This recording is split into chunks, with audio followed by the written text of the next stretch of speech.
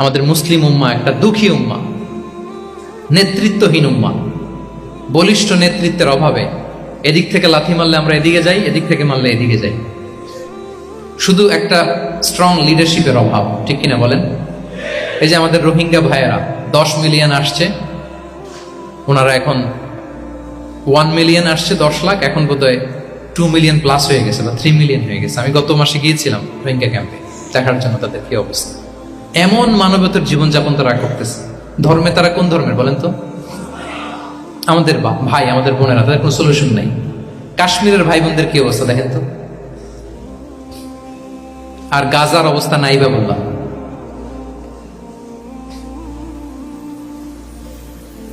পাখির মতো গুলি করে মারা হয়েছে, মসজিদ ধ্বংস করা হয়েছে, এমনকি খ্রিস্টানদের গির্জা ধ্বংস করা হয়েছে। একটা লিডারশিপের, একটা স্ট্রং লিডারশিপের অভাবে আজকে আমাদের এই অবস্থা। এই জন্য আপনি যদি ইসলামিক লাইফস্টাইলের কথা বলেন, অফকোর্স আপনাকে উম্মা সেন্ট্রিক মেন্টালিটির হতে হবে। এই দুঃখী উম্মাকে নিয়ে আপনার প্রজেক্ট থাকতে হবে। আমরা আমাদের নিজেদের শক্তি, সম্ভাবনা, ঐতিহ্য এগুলো একেবারে ভুলতে বসেছি। আমরা যে যোদ্ধা ছিলাম, আমরা যে বিজয়ী ছিলাম, আমরা বেমালুম ভুলেই গিয়েছি। জ্ঞান বিজ্ঞানে একসময় আমরা লিড দিয়েছি, ঠিক কিনা বলেন? আমাদের জাবের ইবনে হাইয়ান ছিল, আমাদের আল বিরুনি ছিল, আমাদের আল ইদ্রিসি ছিল, আমাদের আল ফারাবি ছিল। এই নলেজ এখন ওয়েস্টে ট্রান্সফার হয়েছে, সেই নলেজ আবার ট্রান্সফার হয়ে আমাদের করতলগত একদিন হবে ইনশাআল্লাহ। তো এই প্রজেক্ট তো আমাদের নাই। একদিন যে আমাদের হাতে আসবে, হুজুর আল্লাহ ভরসা নাকি? শুধু আল্লাহ ভরসা বলে বসে থাকলে হবে? সেলফ সেন্টার্ড হওয়া যাবে না, উম্মা সেন্ট্রিক আমাদেরকে হইতে হবে।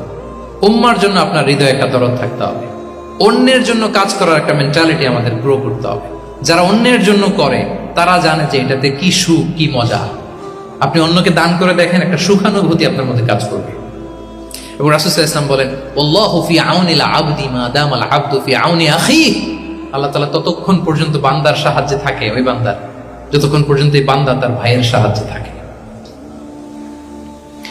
এজন্য আমাদের প্রতিটি কাজে, পদক্ষেপে আমাদের নির্যাতিত ভাইয়েরা যেন তারা আমাদের চিন্তায় থাকে, তারা যেন আমাদের দোয়ায় থাকে, আমাদের সহযোগিতায় থাকে, এবং উম্মার জাগরণে যেন নিবেদিত হয় আমাদের সকল এফোর্ট, সকল প্রজেক্ট, সকল প্রচেষ্টা।